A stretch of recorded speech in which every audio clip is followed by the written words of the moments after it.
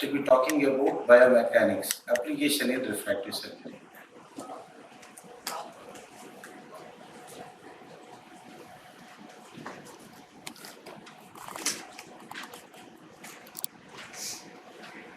Each speaker will have 5 minutes and we will have ample of time for discussion.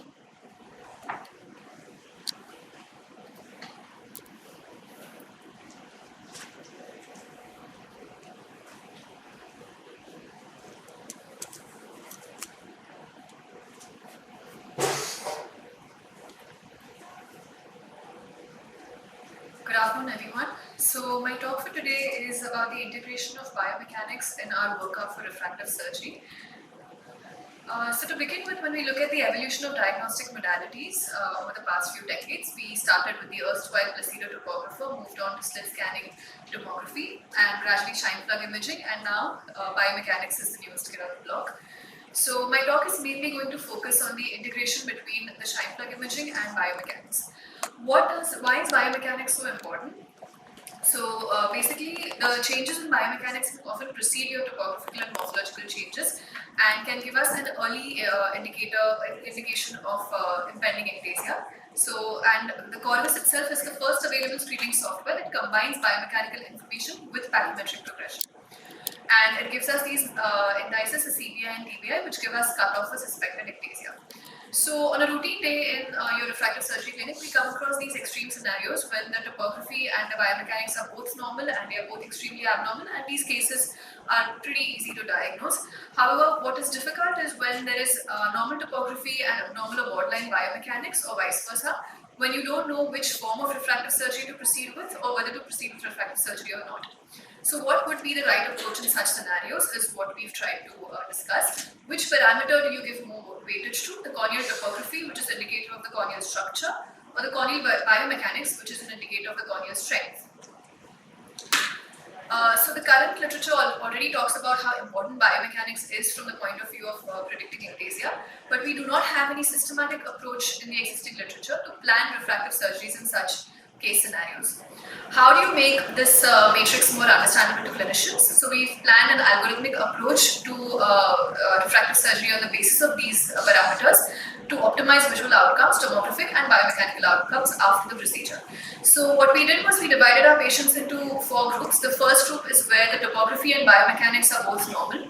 The second group, in which the topography is normal but the biomechanics may be borderline to abnormal.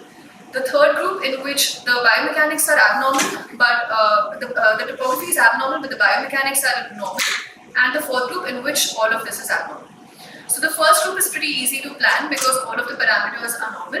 Your surgery would depend upon the clinical examination, the diagnostic reports, and the surgeon's and the patient's preference. In the second group, we assess the biomechanically corrected intraocular pressure, which has an impact on your stiffness parameter, which is supposed to be most indicative of impending ectasia. So in patients in whom the BIOP was normal, we assessed the SPA1. Where the SPA1 was low, we went ahead with the phakic IOL implantation. And when the SPA1 was high, we went ahead with either a smile extra or a PRK. In cases where the BIOP was low, plan of surgery depended upon the spherical equivalent. If it was lesser than 6 diopters, we went ahead with PRK. If it was greater than 6 diopters, we went ahead with the phakic IOL. Now in the third group, there are times when there are irregularities in the epithelium which mask the underlying topographic changes. So the epithelium assessment was of primary importance to us. In cases with normal epithelium, we went ahead with what we had already planned. But in cases with abnormal epithelium, it was important to treat the ocular surface for dry eye and inflammation, repeat the scans, and then go ahead with the appropriate surgery. And in the final group, where the topography and biomechanics were both abnormal, obviously we had to go ahead with the phakic IOL implantation because these cases were not suitable for a corneal-based refractive surgery. So what we found based on this algorithm was that it was safe and effective in all 4 groups and among all procedures. We did not note any case of ectasia. The algorithm is accurate for the classification of patients and in concordance to previous literature. The CBI and TBI values showed good correlation with the post-operative outcomes. Now, taking it a step further, we've integrated all of this with artificial intelligence to develop a software called as AIOC2023, which helps us predict the postoperative stiffness and the difference between the pre to postoperative corneal stiffness and could possibly give us an idea of whether it would be low risk, moderate risk, or high risk for a particular refractive surgery. Thank you all for your kind attention. Thank you, Doctor. One more talk, we'll have discussion, sir. Thank you. So next I'll invite Dr. Anuj. He'll be talking about eye trace and aberrometry. Good afternoon, everybody, and thank you, AIOS, for this opportunity. I'll be talking on abrasions and eye trace. What is a wavefront aberration? It's a departure of the performance of the normal optical system from normal paraxial optics, and how much it deviates from the normal wavefront is the wavefront aberration error. It comes in terms of the optical path deviation. So the aberration happens at the surface from where the wave is getting the path from where the wave is getting reflected or it is passing through. The sources can be anywhere across the entire medium: tear film, cornea, lens, vitreous, or retina.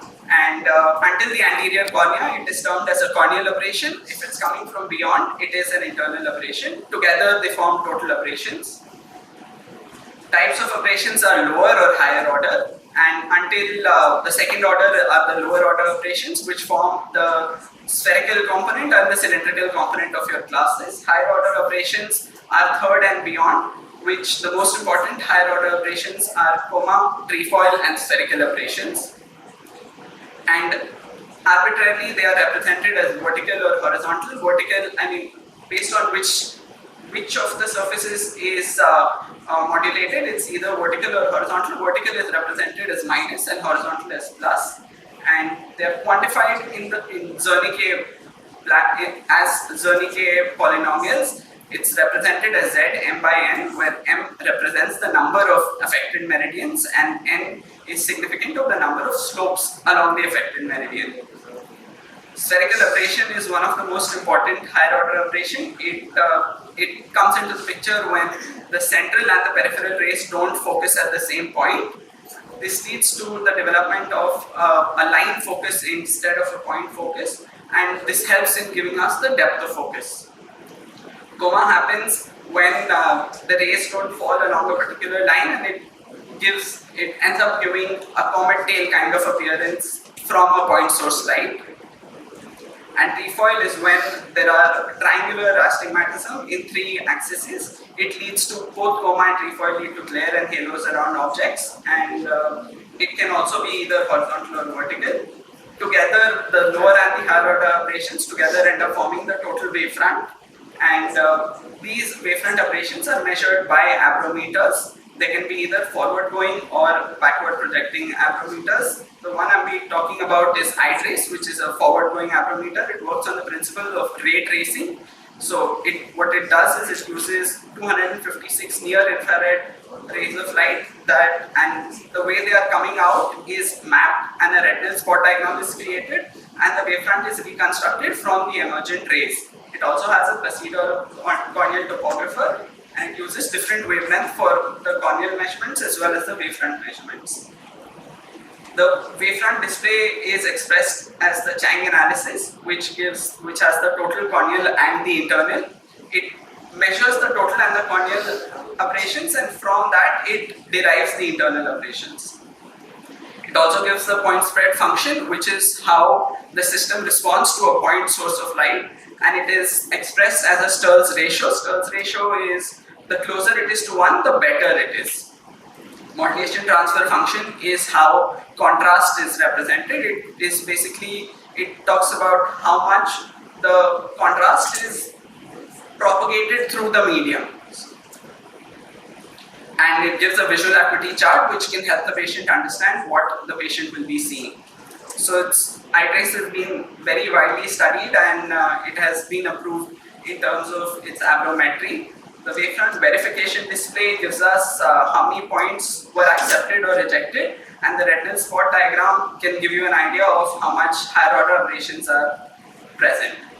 The corneal topography verification display is also shown, and warmer colors are when the wavefront is ahead of the reference plane, and cooler colors are when the wavefront is retarded to the plane. I spoke about Chang analysis, point-spread function. Another thing it gives is the encircled energy function, which represents the illumination of the retina. So it is used in the optical bench test, and the higher the slope, the better is the energy that is collected on by the retina. It also has a DLI and angle alpha and kappa, which is important in terms of cataract surgery planning and premium IL planning. Thank you. My time is up. That was an advanced imaging. Regarding the eye trace, again, internal aberrations can be anywhere from the lens to the retina. How do you distinguish? So it can be all the way from posterior. You can get what is known as foveal astigmatism. Yes, sir. So how do you make out? Because sometimes you get interesting cases, especially you see that in post-op after cataract surgery. Some of the diabetic patients, the cornea itself does not have any astigmatism, and the lens is again pseudophakic, so there's no kind of accommodation there. There's no tint, as you can see, or decentration. But then you get some amount of coma and astigmatism, and then when you do a macular OCT or dilated check, you can have macular edema, and sometimes you have a cyst on one side of the fovea, which kind of elevates the fovea, and you can get astigmatism up to 3/4 of the diameter. And this is so you'll have to keep in mind that it's not only the lens, but you can also get it from the retina. Yes, sir. Something like foveal astigmatism can be there. But this is a very good instrument to give you an idea about the total aberrations, the internal aberration, etc. You can also look at accommodation with the eye trace. You can also look at accommodation. You can also get defocus with premium IOS. You can actually calculate the defocus without actually taking lenses. So these are other functions that you can do. Yes, sir. So it's a useful device to have do pre-op and also post-op. Yes. And regarding biomechanics, basically I think still in the infancy or clinical use, it's a good research tool because what is the reproducibility of the CBI? Because that was something which I'm really concerned about. You can't take it on face value because every time you do it, sometimes you get different values. Of course, the topography, the PPI and the topography is something which you can take on face value. But even that, the bad score, again, if you look at the specificity, it can be quite, the sensitivity is low, the specificity is good, sensitivity is low sometimes. It has a tendency to overdiagnose keratoconus, and that way you may miss treating a lot of patients, nearly about 30-35% of patients. If you just go by the face value of the bad scores and the TBI, you're going to kind of reject more patients as not suitable for refractive surgery. Just looking at the CBI, because again, biomechanics measurement is not a perfect tool. Of course, brilliant still has to come into clinical practice, but the progress itself, again, how much you can take it for clinical use is something. Again, I am a little skeptical on that, reproducibility, and even the IOP does diurnal fluctuation keeps changing. There's so many factors which influence the biomechanics of the cornea. Corneal hydration, corneal thickness, they all have a diurnal variation. Yeah. Thank you, sir. Thank you. So let us go more this discussion on surface ablation. So I invite Dr. Shana Sood, you're from Singapore. She'll be talking about the tips and tricks of perfect PRK.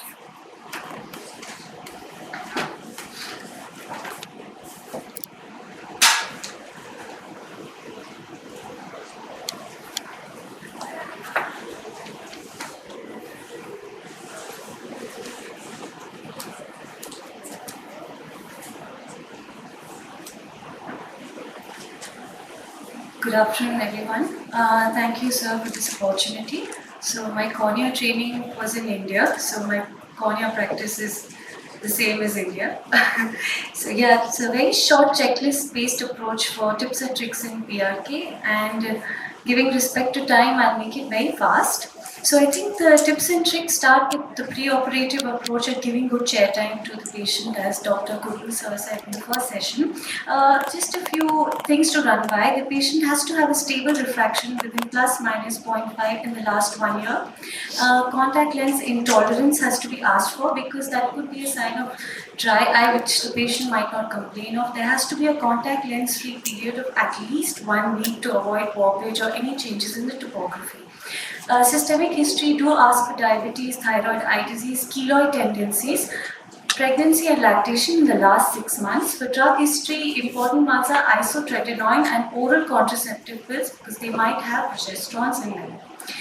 In occupational history, specifically for surface ablative procedures, you do have to talk about to pilots and merchant navy people, because they might have UV exposure within the first 3 months. And for social purposes, just a practical tip, the patient from some socioeconomic backgrounds might be getting PRK done for marital purposes. So in the post-op, if she's coming with her husband or her in-laws, you should not be mentioning that surface ablation has been done. Also discuss the expectations with the patient. That is very important to set realistic expectations and the challenges that come with haze for high diopter ablations. First thing, contraindications, more important in refractive procedures, age less than 18 years. In the green side, I've just put across when do we do it for less than 18 years, that is amblyopia due to anisometropia. Active SLE and RA. Relative contraindication is diabetes, which means that under good sugar control, you can do it. Now, very nice study that had come up for SLE and RA patients was people from, I think, Narayan Nethralaya. It was the article that I read. They're doing the MMP9 indicator, which they use the Inflamma Dry Detector eye kit, and then they make a decision on the surface ablative procedure. Isotretinoin, based on the duration of use, you can stop it for 3 to 6 months. So for dry eye, there are a lot of publications out there.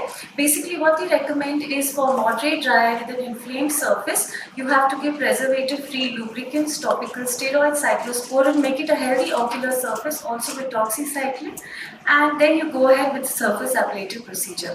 Pachymetry, there's a red, orange, and green, a traffic baseline approach where more than 500, okay, 470 to 500. Okay, 450, it's a contraindication, or you have to do, some extra procedures and take some measures. And then the residual stromal bed thickness should be 275 to 300. This is the OSDI, which is like a form that you can fill up in dry eye patients to really assess what it is on a practical base purposes. Is it mild, moderate, or severe? Corneal disorder, interstitial and neurotrophic keratitis is a contraindication, and uncontrolled glaucoma, significant cataract is again a contraindication. When to PRK? K flatter than 39 to 41 diopters. Of course, we know because flap procedures there's a free flap. K steeper than 47.5 to 48, there's a chance of buttonhole. Narrow fissures, deep orbits, epithelial basement membrane disease, recurrent corneal erosion syndrome, and it's also done as an enhancement procedure following LASIK, PK, and cataract surgeries. But a few recommendations here: in post PK, PRK, the chance of regression and haze are high, but it can be managed. However, if you do a LASIK, there's earlier visual rehabilitation with higher chance of rejection, dry eye, and HOA. For post-RK, PRK is preferred due to the inherent risk of extension of the RK incisions with LASIK. Now, this is a nice decision tree that I was attending a few talks, and another one, someone else has spoken about it. How do we decide between wavefront optimized, guided, and topo guided? Here, just if I'll read out all of them. There's a normal topography, mesopic pupil size less than 6 mm, angle kappa, coma, and spherical aberration less than 0.4, less than 0.3. You can do a wavefront optimized PRK. If the cylinder is more than 0.75, coma is more than 0.4, and spherical aberration more than 0.3, and the manifest astigmatism is less than the topo astigmatism, which means there's a topographical, some kind of a corneal astigmatism which is coming in, then we go for topo guided PRK, and if the manifest astigmatism more than the topo astigmatism, we go for a wavefront guided PRK. So There's a lot. I think I'll just go put the slides up there. PRK extra is done with corneal pachymetry between 450 and 474 and subtle topographic abnormalities.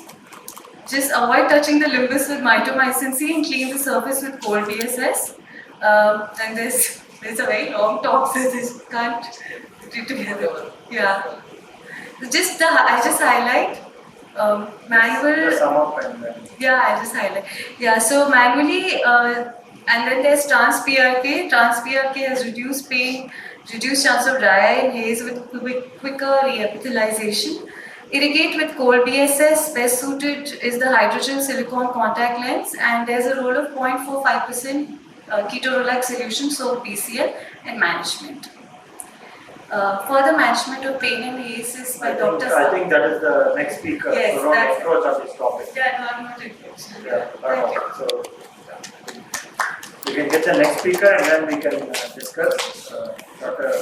Savitri Kumari will speak on. And I'll be speaking about pain and haze management in PRK. So, PRK has stood the test of time in proving itself to be a reliable surgery. But how did it go out of vogue? So many a times it is associated with significant pain and significant corneal haze post-operatively.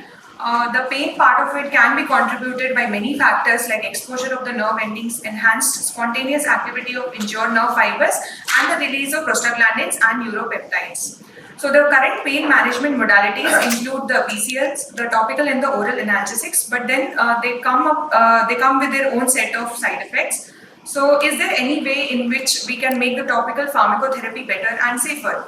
So we did a quick literature review to find the role of cold as a therapeutic agent, and this made us question ourselves if we can use the refrigerated BCLs for post-PRK pain.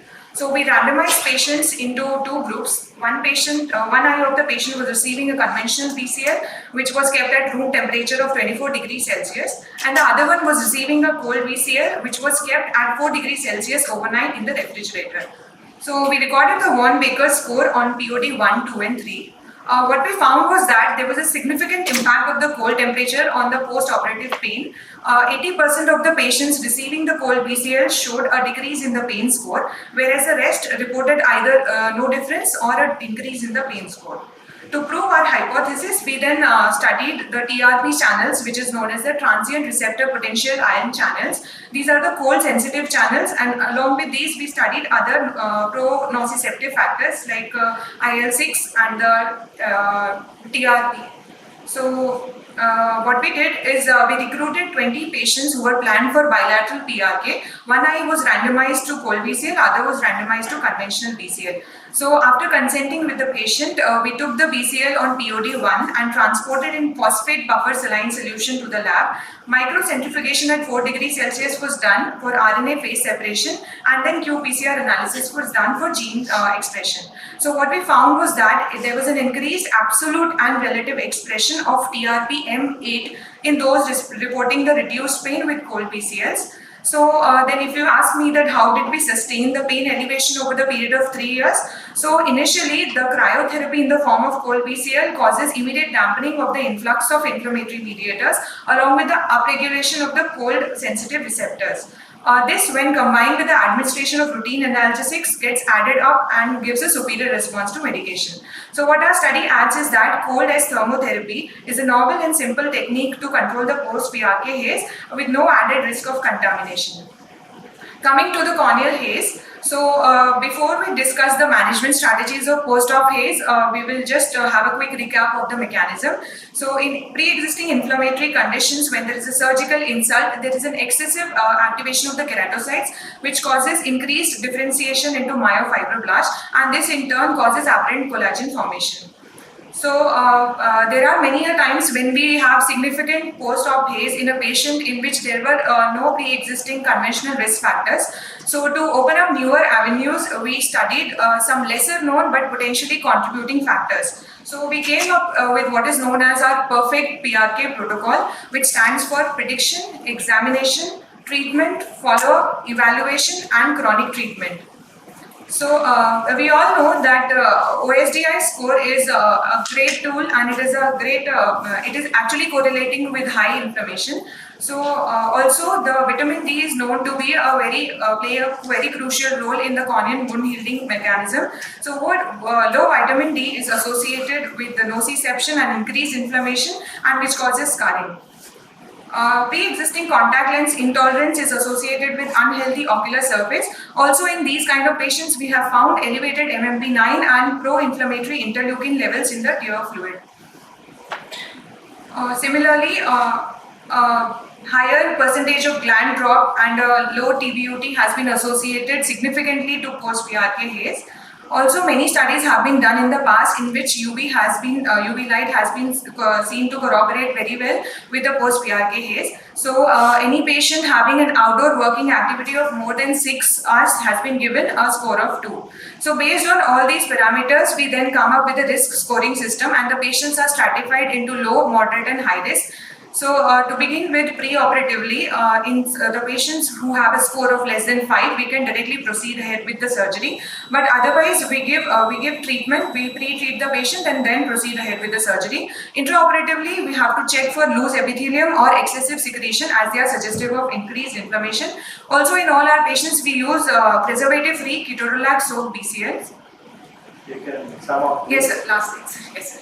So post-operatively, if the risk is low, we can continue using the low-potent steroids. But if the risk score is high, we first start with a high-potent steroid and then shift over to low-potent steroids along with treatment like nutrition supplements and doxycycline and cyclosporin for another 6 months.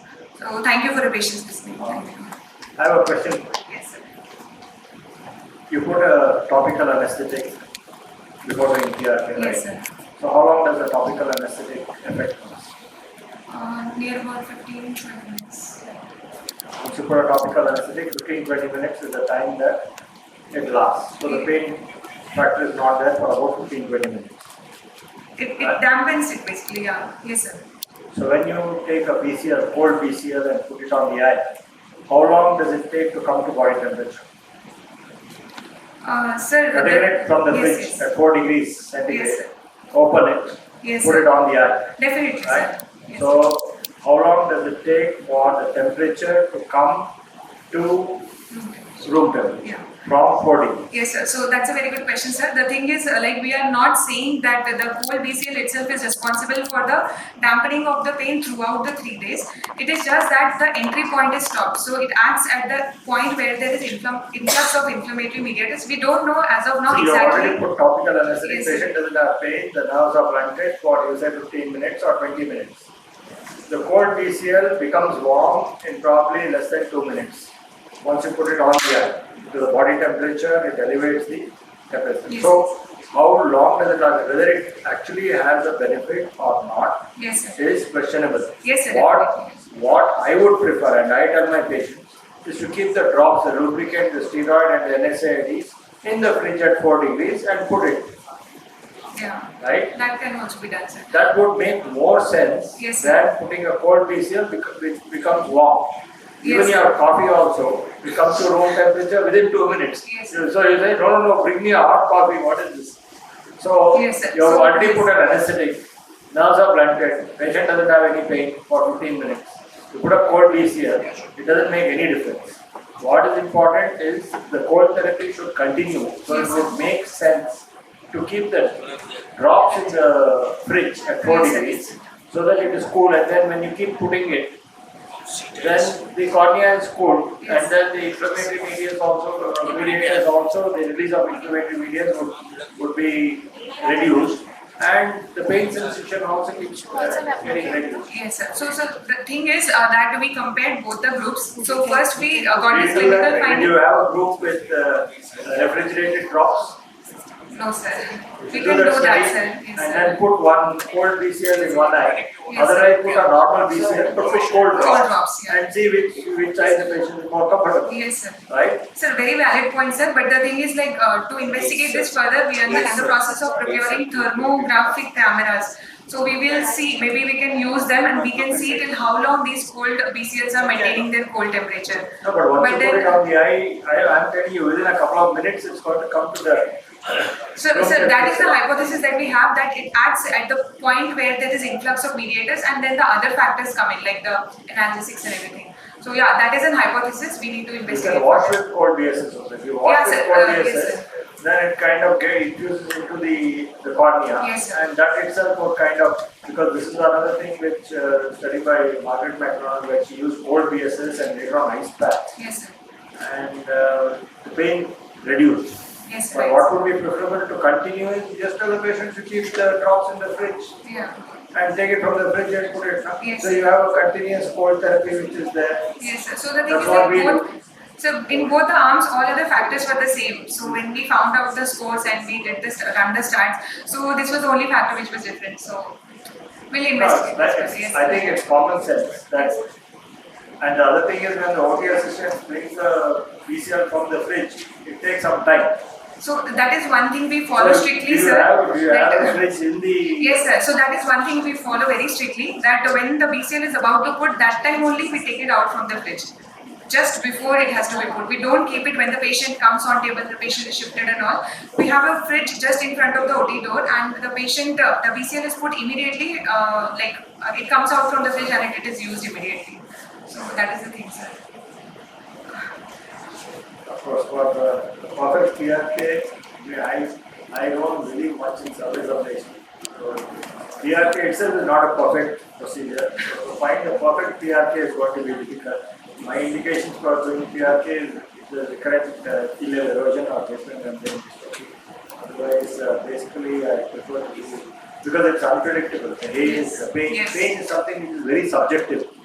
So there are some patients are comfortable, some patients who have a horrible time with the pain, and they would not recommend any other person to undergo this procedure. Yes, So that's why I am not a big fan of PRK. I have very specific indications for PRK, and PRK numbers are very low. Because you have other procedures which you can do. Yes. I mean, they are not suitable for laser vision correction. You can always do a phakic either. You don't have any pain, hardly any pain, and then it's a quick procedure, 2-minute procedure. Visual recovery is faster. So there are better alternatives. But anyways, PRK also, there was a resurgence of PRK in Europe, basically because of ectasia. When ectasia started, and you had patients with ectasia, and then we thought ectasia was best with PRK. But even with PRK, you can get ectasia if you don't select the correct candidate. In the US, again, it's not very popular. Yeah. Thank you for your valuable input, sir. Thank you. Let us go ahead with the complex case management. I will be speaking just two cases of complex hyperopia cases that I had encountered. So I'll start with the case one, which I always title as doing nothing is better, and you will see why.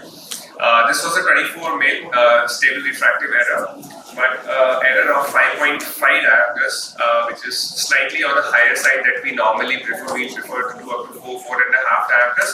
5.5 was slightly on the higher side, but anyways, we took ahead for the LASIK. Now, this is the topography I want everyone to look. Very ideal topography for hyperopic patient, 41 and 41. I want you to remember this number because it's going to be very important for this case. The Pachy and all looks absolutely okay. The other eye also pretty much flat cornea and very ideal for doing a hyperopic LASIK. Now, this is what the patient had post-operative first month. So this 5.5 diopters which was fired was using the NIDAC platform, the broad beam laser. Fairly centered ablation. The patient vision was fairly good. He was very happy. I want everyone to look at this particular band. That's gonna be very important for our discussion. The K values have jumped to 47.5, which is actually high. We were not anticipating it to jump to 47.5 post-operative, but it is there. Now, at 4 months, you see a certain band developing here. This is in the right eye, and there was slight jump in the keratometry values of around 48.6, which is very unusual that we see. This was the right eye. Now, coming on to this is the difference map between the first month and the 4th month, and this is the left eye of the patient. At 1 month, again, you see the keratometry value is 48.6, which is unexplainable because we usually have 5.5 diopters. The K value should be around 46 diopters post-operative, but this is like 48 diopters. And again, the thickness here is good. Have a look at this particular band in the next slide. At 4th month, the patient started complaining of shadowing of images, and I had landed up with a K value of around 50 diopters, which is like absolutely shocking. For 5.5 diopters, the K value jumped from 41 diopter to 50 diopters, and obviously I panicked at this particular stage, and I saw this crescenting shape thinning here. Well, I was worried because hyperopic LASIK ectasia has not been reported much. It's been only one reporting by Professor Andelman, and epithelial maps were okay, looks like early, and I was a little panicked at this stage and wanted to be either a little aggressive in doing a C3R or perhaps an observation. There was one publication for this, and I was really shocked that maybe I'll have to publish another one here. But then we waited and observed the patient, just put him on cyclosporin, and this stabilized. After further 3 months, this particular band was gone. The K value, which was showing at one point the 50 diopter, came back, and the patient's topography still now is holding strong, no problem. But unfortunately for this particular patient, this was a very high hyperopia that I treated, and we had to give him semi-scleral lenses for a better visual quality. So anyways, such a high dioptric hyperopic correction is perhaps not recommended, and this was a suspected case of a post-hyperopic ectasia where we kind of observed and the patient stabilized. So I always say sometimes doing nothing is better. Coming to my case number 2 is, which I say, aiming the arrow in the dark. This was a very short eyes, nano-ophthalmic eyes, and obviously this was not for LASIK, but this was a patient for the cataract. Now, this is a very interesting one. The actual line noted 16.44 and 16.44, and this was the scan which was done, first scan, and obviously we had to do multiple scan for this. This was done on another machine. So these are the ultrasound scans that were done, and I'm going to show the optical ones as well. Now the dioptric difference is showing huge, 47, 54, 41, 41.5. Then I did an optical biometer, again showing huge variation, somewhere to around 39 diopters, 33 diopters. The actual length in this was showing 18 and 19. So what do we do in such cases? We also got IOL master done for this patient. Now the SNR for IOL master was fairly good. So somewhat I was relying on the IOL master to give me a better prediction. In such cases, what to go, where to go, which IOL power formulae. So less than 18 millimeter, still half a Q holds fairly to this thing, and we went ahead with the half a Q. We have a series of 6 eyes in this, and I'll be just finishing. Yeah, so right eye we got somewhat around 2.25 diopters as a residual. Considering this refractive error, I ordered a 52 for the left eye, and perhaps I was lucky enough to get planar refraction for this particular patient by implanting a 52. Following that, we had a series where we had implanted a 56 and a 58 diopter as well, and we have got still residual hyperopia around 2 or 3 diopters. So do multiple measurements in these cases, and you have to tell the patient that refractive surprise is very much possible, and you have to, it's a matter of luck also in these nano-ophthalmic eyes. So thank you for your kind attention. Thank you. So the first case, hyperopia. Generally, what we find is above 4 diopters spherical equivalent. Laser correction for hyperopia does not work very well because you have regression, you have loss of best corrected vision, because you can have a lot of induced coma even if you have a mild decentration. It's like you're creating a peak. If you have a slight decentration of a peak, then you have a bigger effect. With myopia, you're creating a plateau, you're flattening the cornea. So if you have a decentration of a plateau, it doesn't make that much of a problem.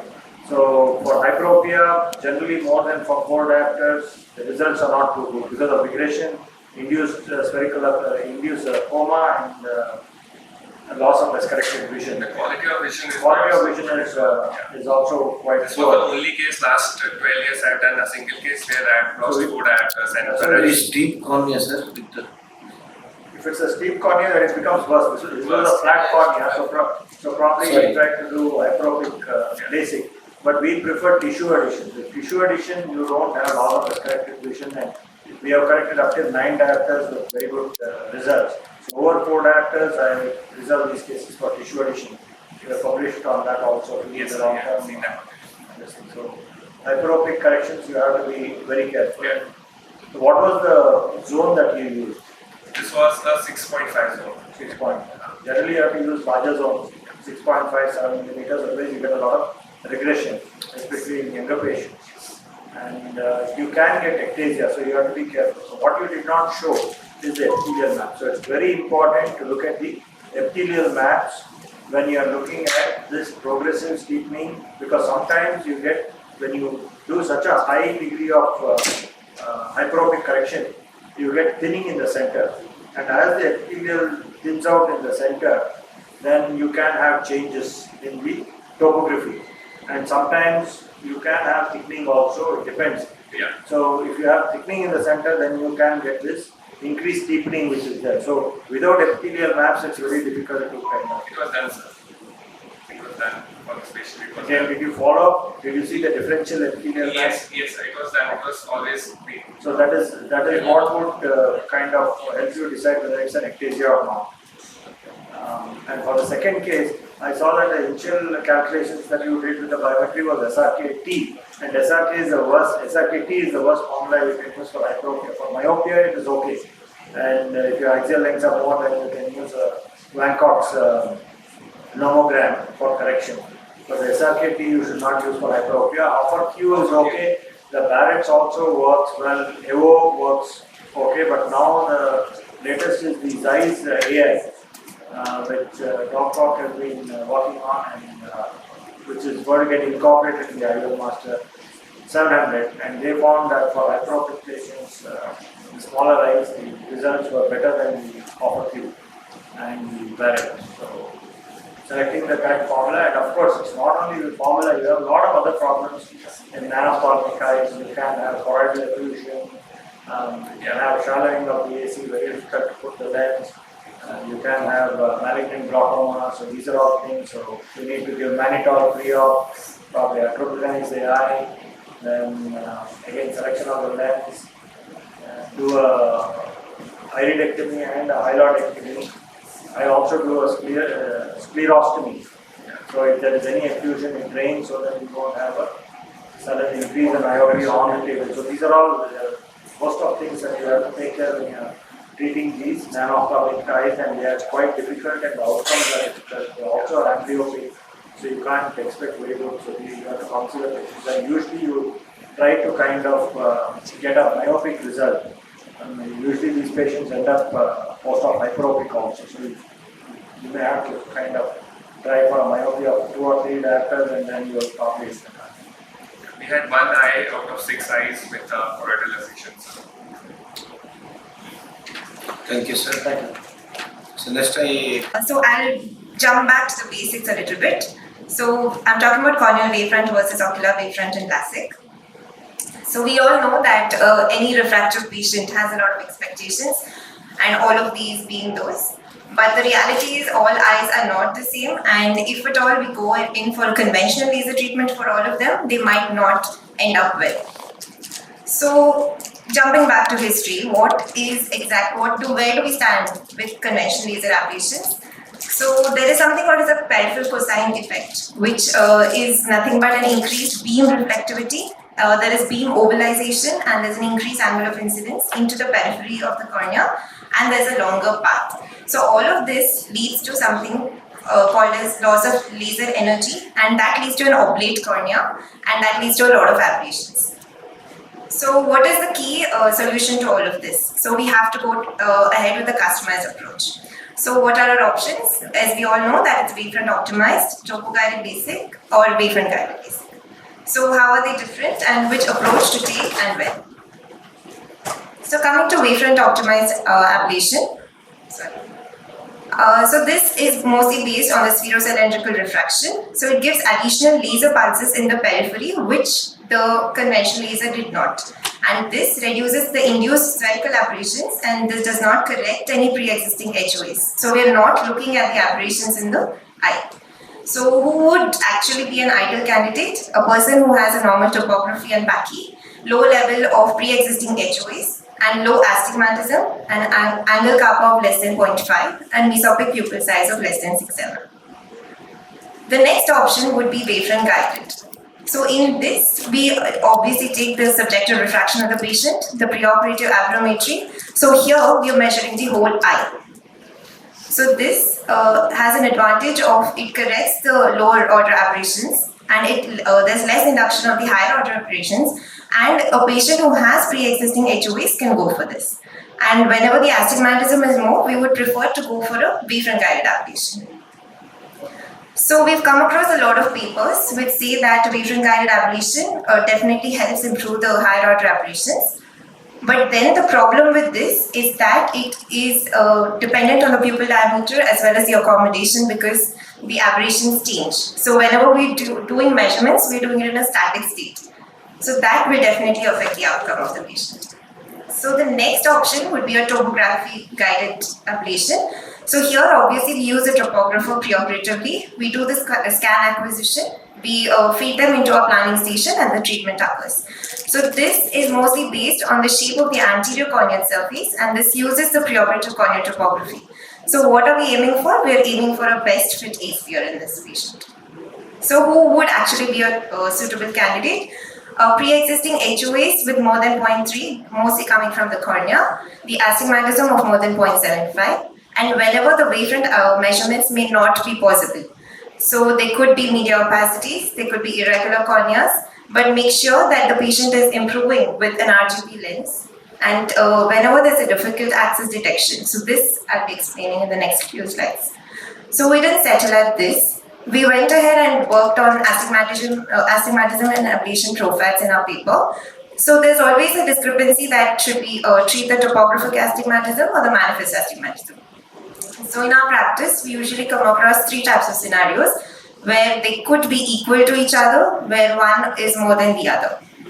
So what should we treat? Should we treat the manifest or should we treat the topography guided?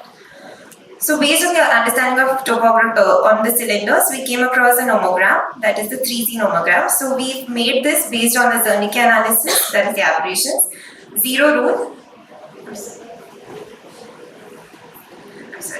and the zonules, that is the status of the lens. So coming to scenario 1, where both of them are equal, what do we treat?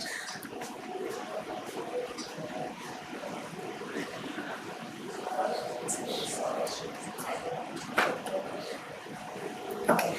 So whenever the difference in astigmatism between both of them is less than 0.5, we consider it to be equal. We have applied the zero rule in this patient. So zero rule is nothing but you treat the patient on zero refraction. So that means you're actually treating or looking for any irregularities on the corneal surface. So in this patient, because both of them are almost same, we went ahead and treated the subjective cylinder of the patient. The next would be when there is a difference of more than 0.5. I'm sorry, I'll just take 2 minutes.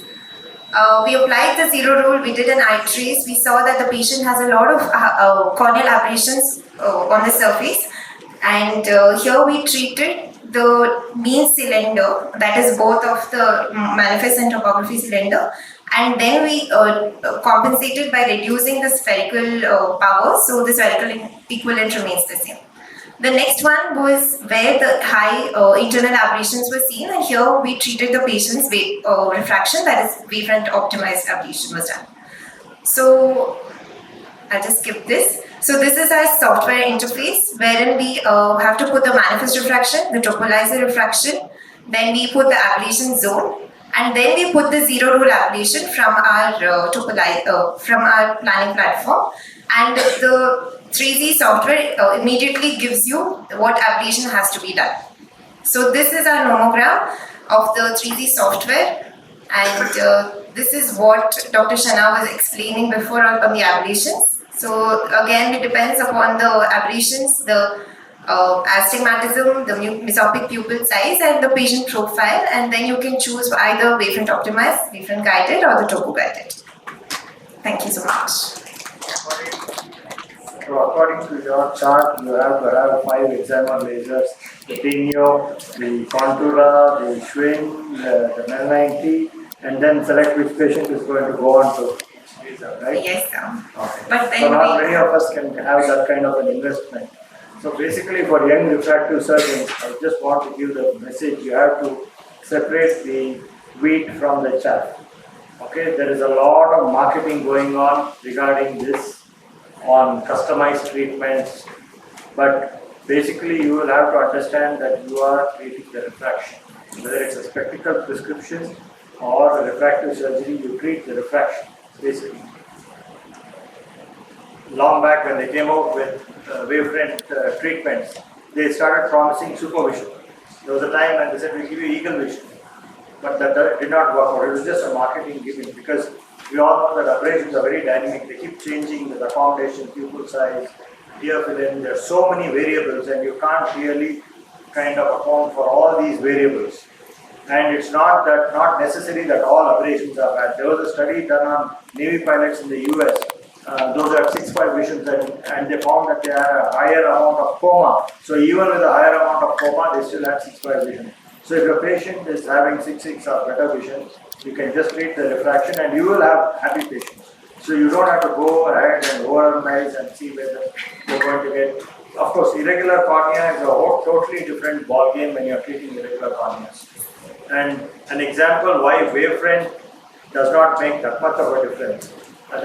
The optimized is different because it is an inherent defect of the excimer laser where you have fluence projection losses, unlike SMILE. So you need to compensate for it, and they say wavefront optimized, but there is nothing. They are just optimizing the ablation pattern of the laser. So it's not actually something which is a customized treatment. It's just optimizing the laser to perform better because of the deficiency in the laser. Okay. And if you look at ICLs, 60% of patients with ICLs have improvement in best corrected vision and have better satisfaction than most examiner procedures. And it is not a wavefront based or a procedure at all. You're just treating the refraction there. So you have to know like what is marketing, otherwise you'll end up buying 5 machines and giving a lot of business to companies and having a confusion as to what treatment you have to decide for the patient. But of course, there are advances. You will have to look at what you need to adapt in your practice and what you have to take. I think we'll go on to the next speaker. Dr. Shreyas Ramurthy is an excellent refractive surgeon and a corneal surgeon. So he will talk about planning and correction for complex cases the right way. So we have heard of many ways. So he is going to talk to us about the right way.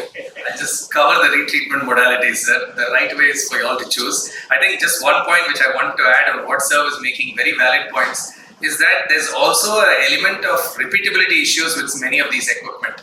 So you can't go by, it's not a godsend, neither the topalizer nor the eye trace nor the wavefront aberrometers. They all have a lot of repeatability, and that is one of the reasons, repeatability issues, why the results are not as consistent as we would like.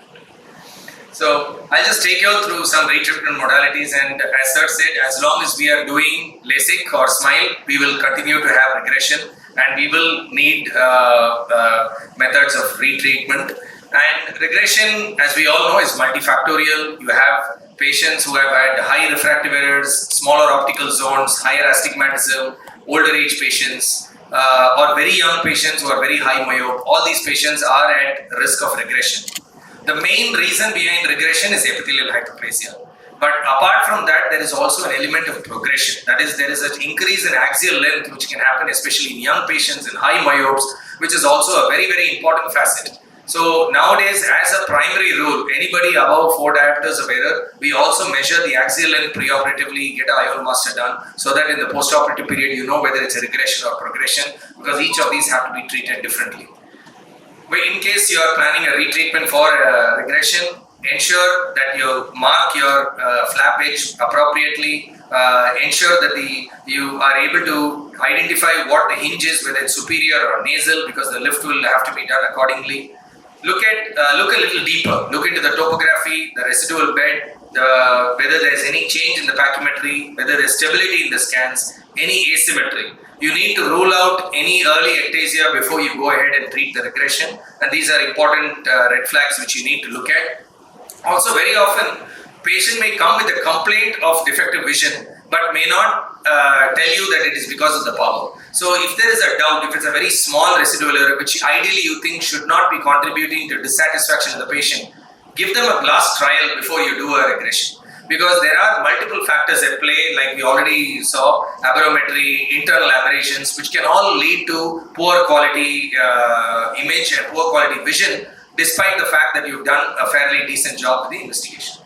If you plan to again go ahead with the investigation, probably the best way to do would be a flap recut, that is, make a femto flap within the margins of the free initial flap, but then that comes with a cost because you need to use another PI. So a flap lift is a very, very simple determinant, but only one thing which you need to do is determine the flap edge and ensure you don't cause too much epithelial disturbance when you're lifting. Flap lift can be done at any time. As you can see, this is a very old video, and this is a patient 12 years after microkeratomy LASIK where the flap lift is incredibly easy. So the flap never heals. You can go ahead and lift it and do the ablation at all points of time. With the femto laser, you get a more prominent fibrosis at the periphery, which gives better healing, better apposition. And these flaps are a little more, might be a little more difficult to lift, though not very. But the idea is because of the either the vertical cut or the inverted cut, the sealing of the flap is better, it falls down better. So if you want to do a flap lift in an older flap, if it is a femto flap, you would probably be safer than a microkeratomy flap. The reason why we are discussing so much about these flaps is because the risk of epithelial ingrowth when you re-lift a flap. Now you can reduce the risk of epithelial ingrowth by debriding beyond the margin of the flap when you're re-lifting. Ensure that very old flaps are not lifted. This is a very, very arbitrary number. I think there's some problem with the connection here. So there is, it's a very arbitrary post-hoc analysis. We don't go by this as a dictum, but just to say that older flaps have a higher risk of epithelial ingrowth, possibly because of greater disruption, greater difficulty in delineating the flap edge. So as long as you have done a proper AIOC2023 study, mark the flap edge, debride the epithelium beyond, and lift the flap carefully without affecting the epithelium much, you would still get good results even in older flaps. Doing a PRK over the flap is again a very good option. It is very safe, very straightforward. Only thing is the patient who has undergone a LASIK or a SMILE earlier has to put up with a significant amount of discomfort, haze, slower recovery, and but of course in the long term results are good. But this is one area where you need to watch out even for PRK, because epithelial hyperplasia is one of the main reasons for regression, and you very often get these 70 micron epithelium when you are seeing a patient with regression. So in these cases, if you do a transepithelial PRK, if you just ablate 50 microns and do it, you just be ablating epithelium and nothing else. If you are going to remove the entire epithelium, how much power are you going to compensate? And if you are going to ablate through the epithelium entire 70 microns, would you be overcorrecting these patients? These are factors which remain unanswered. And in these patients, maybe again a flap lift might be a very reasonable option, because the amount of curvatural change you are going to induce by the small 1.5 diopter corrections is not enough to produce a very profound effect on the epithelium, and the change may not be much. So this is just some of the points which I covered. Again, over SMILE, we can again do a thin flap LASIK or a secondary SMILE, which can also be done, or you can use the Circle software. Circle software, again, for paucity of time, I won't go into the details, but you have various options. The video is not running here. You have various options and of lifting the flap, and we have something called the junction cuts, and this is something which we usually prefer, where the cut goes a little anterior posterior to the initial cap cut, so there is a little bit of leeway even if it is not perfectly docked, and then you can go around and lift the flap and do the ablation profile. And this is a very elegant and simple way of correcting any kind of refractive error very simply, even after SMILE, and this gives an excellent post-op recovery with minimal to no pain and discomfort. Thank you so much for your Thank you very much. I think assessment is very important when you are retreating and also counseling patients for refractive surgery. Most of them want like a perfect correction, but you should tell them that yes, the laser is perfect, very precise, but healing is something that we cannot predict. So I always tell my patients the accuracy is plus or minus 0.5, and if it's like within 0.5, you don't need glasses. If the uncorrected vision is better than 6.9, you don't need glasses, and you can do all your normal activities. because some of them want perfect result. You have to tell them that over a period of time it can change, just like how your weight changes. It's a human body, it can change, and basically you are doing this procedure to reduce the dependence on glasses. Sometimes they may need to wear glasses for specific tasks, and many of them, once you tell them that pre-op, then they are okay with it, and they are completely. Promise them supervision, perfect vision, permanent vision, that's when you get into trouble. And you'll have to tell them that yes, we can enhance it. If you are not happy, if you are not able to manage with your kind of vision, we can always do a touch-up. There's always an opportunity to improve it, and we can do that. And you can offer, but again, depending upon the patient's disability, you can offer the enhancement. And you will have to do a thorough evaluation, do epithelial maps, do an AIOC2023, because some of the older microteratomes, we had 180 microns, 160 microns when we started with the microteratome. So these are pretty thick flaps, and you may not have enough residual bed, and you'll have to plan. Maybe you can do a thin flap LASIK if the cap is 180 microns. So basically, you will have to kind of do a proper assessment, talk to the patient, and then decide how to go about. Thank you. Thank you so much, sir. Thank you. Now, just in continuing with the complex case management, we have Dr. Supriya Sri Ganesh, who is a budding phaco refractive surgeon from Netradama, Bangalore. She'll be talking about post-classic ectasia management. Over to you, Supriya. Good afternoon, everyone. Today I'll be talking about the basic principles of how to diagnose and manage post-LASIK ectasia. So when a patient comes to you, the first thing that you see in the assessment is their age, their refraction, and then you get a topography done in which you see the pachymetry and you see the K values, and then you calculate the residual stromal bed. So all of these are very important factors in scoring the ectasia risk, and there are different systems for scoring this ectasia risk, and the newer systems also consider the elevation maps and the epithelial maps as well. So to make a diagnosis, the most important thing is the history. Post-LASIK patients complaining of blurring of vision due to increasing myopia, astigmatism after LASIK procedure. On examination, you may see a loss of uncorrected vision and often best corrected vision also due to irregular astigmatism in advanced stages. You can see topographical changes, increasing inferior steepening with or without central and paracentral corneal thinning. You can see the shift of the thinnest point of corneal thickness. You can see a decentration of ablation zone, increasing irregular astigmatism or increasing posterior float values. The aberrometry also can show increased aberrations, especially coma. And all these changes can occur as early as 1 week, or they can be delayed up to several years after LASIK. So in the early stages, it's possible to confuse ectasia with possible regression. So for this, epithelial maps can be very useful in differentiating between early ectasia and regression. Now, the clinical staging of post-LASIK ectasia, it can be mild, moderate or severe. Mild stage is considered when there is no loss of best corrected vision. There's a small loss of uncorrected vision, and the residual refraction would be a mild sphere and cylinder, slightly increased aberrations, and early topographic changes. Moderate would be a loss of uncorrected vision, maybe a little bit, but no significant loss in best corrected vision. Moderate sphere and cylinder, and mild inferior steepening is generally seen. And we categorize it as severe when there is loss of both best corrected and uncorrected vision, irregular myopic astigmatism, inferior corneal steepening with thinning. So the line of management, basically, we have to assess the patient well in advance and see alternative refractive procedures in borderline patients. The treatment of ectasia itself can be done with contact lenses. This includes RGPs, hybrid lenses, tandem soft contact lenses with RGPs, and also custom wavefront guided soft contact lenses are available. We can treat them with intracorneal ring segments, including intacts or Kera rings. These are placed symmetrically or asymmetrically on the steep meridian or about the cone. I'm just going briefly over how to decide the Kera ring calculation guidelines.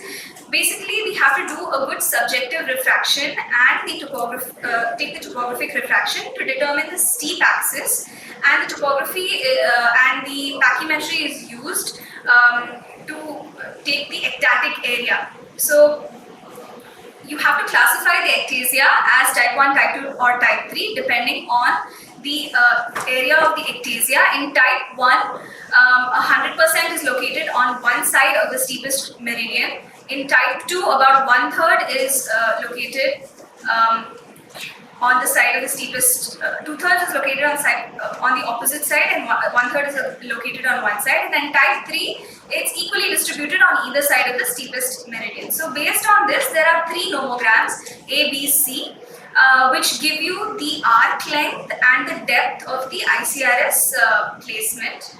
Due to lack of time, I'll just skip through this. So based on the nomograms, we can make the surgical plan for the intracorneal ring segments. Another modality of treatment is corneal collagen cross-linking. This may stop the progression of ectasia.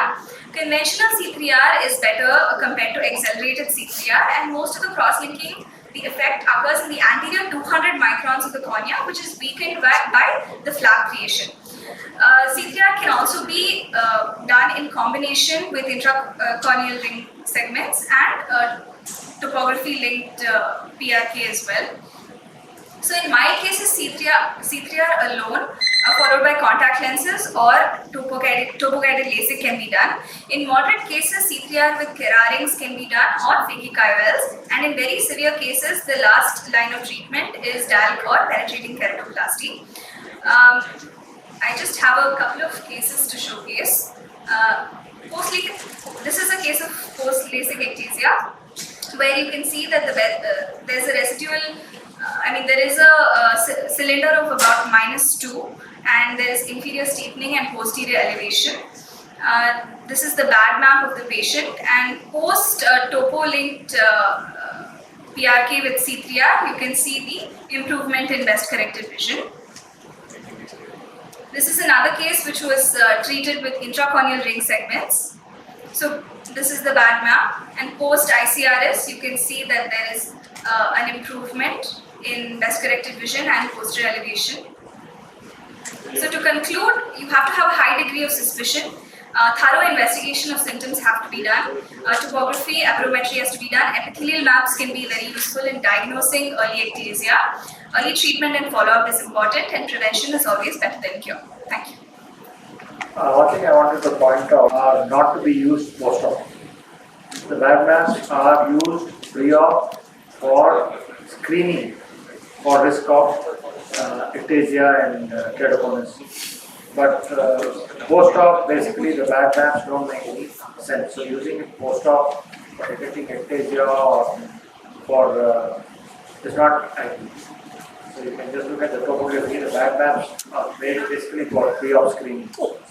And the other thing is post-LASIK ectasia, if you just do cross-linking, many times it does not work, because if you have a thick flap, like a 200 micron flap with an old microkeratome, and then you are cross-linking it and you are cross-linking the flap and maybe like 100 microns of the stromal bed, this may not be enough to, because the flap itself does not contribute to the strength of the stroma, residual stroma, so you can still have progression. So I prefer to do an ICRS and combine it with cross-linking, and this is what works best.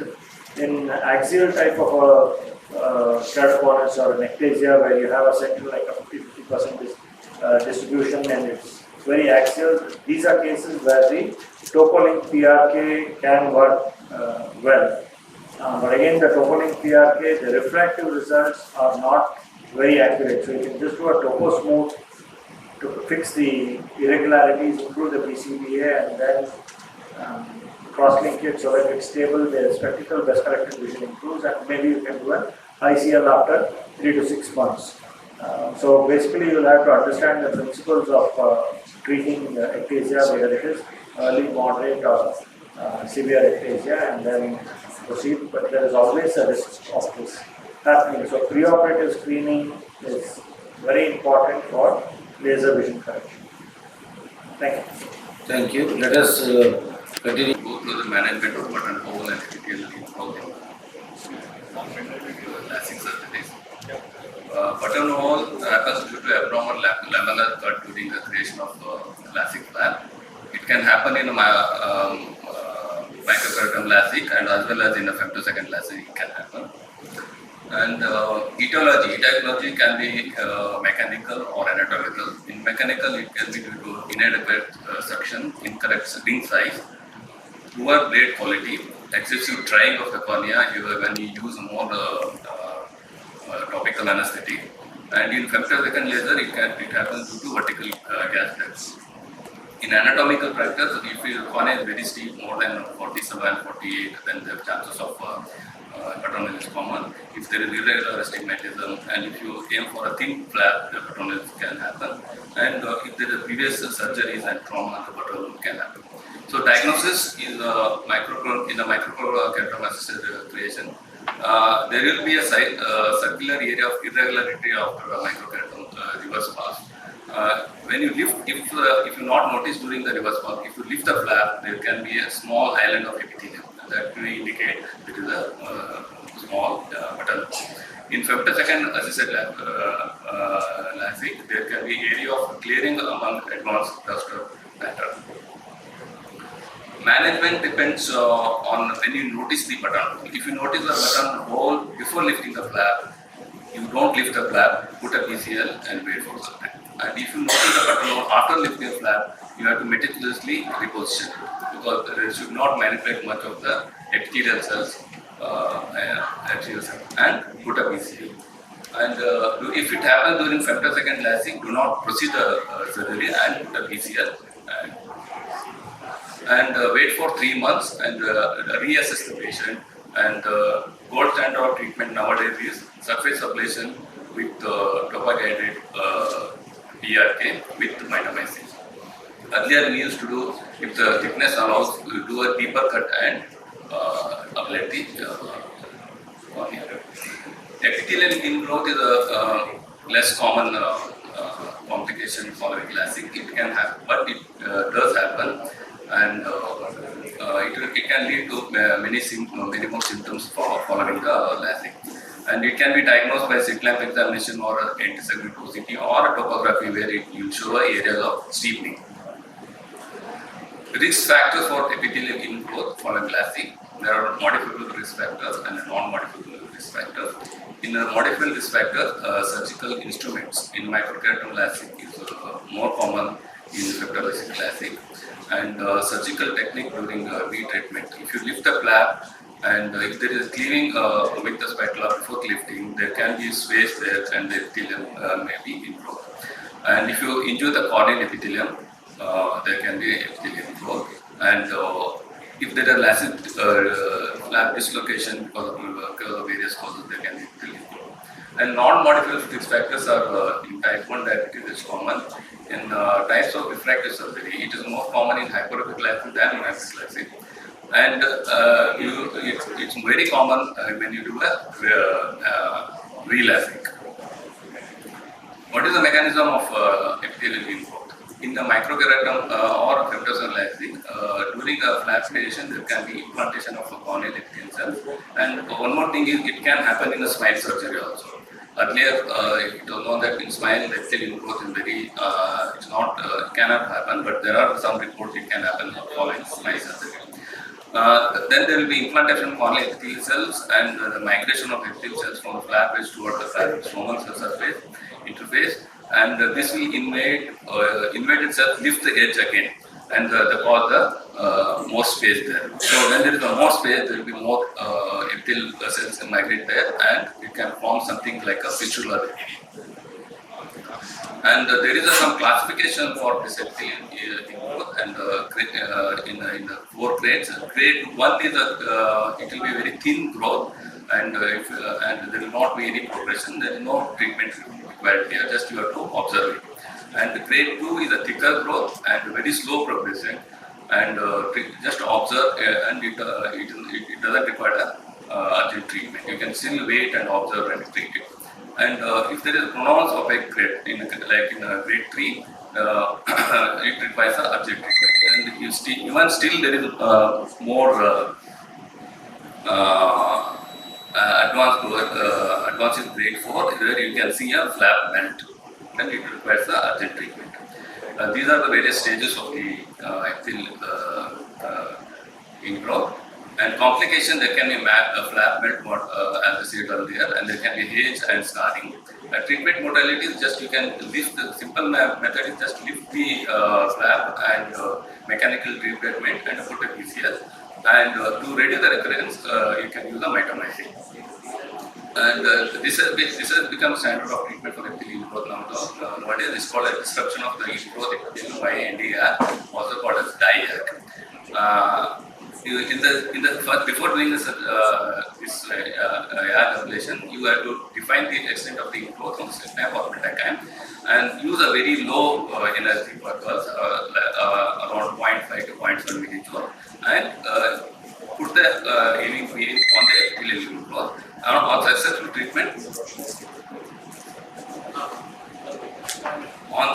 treatment, there can be oral procedure. Thank you. Thank you. I think most of these problems now with microkeratome being used less. In fact, you don't get microketomes to buy now. The only microkeratome I think that you purchase is Moria. All the other microkeratomes you don't even get plates, and they're all out of the market. So microkeratome itself is being phased out. So you'll see less of these complications. But anyway, you should know how to manage that. Probably in the tier 2, tier 3 cities where they're using microkeratomes, you have a problem. And epithelial ingrowth can occur even with control flaps. They can occur. So you should know how to manage it.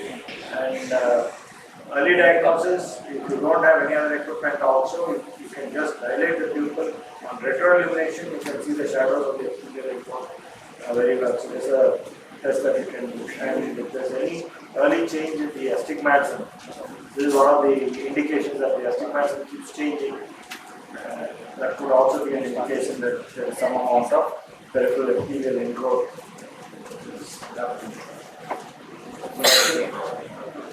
Yes. Dr. Rohan Mehra around? No. Okay. This concludes Refractive Subspeciality Capsule 2. I think today from morning 9 till 1:30 we covered every part of refractive surgery. Once again, I thank Dr. Srigani sir, who has been pioneer in refractive surgery. He took his time. He was there for full time for National Symposium also. He was there for refractive surgery. This is the second consecutive year. Last time, even in Mumbai conference also, sir helped us to make this session more popular. Thank you, sir. Thank you. Who are the speakers? Come for a picture.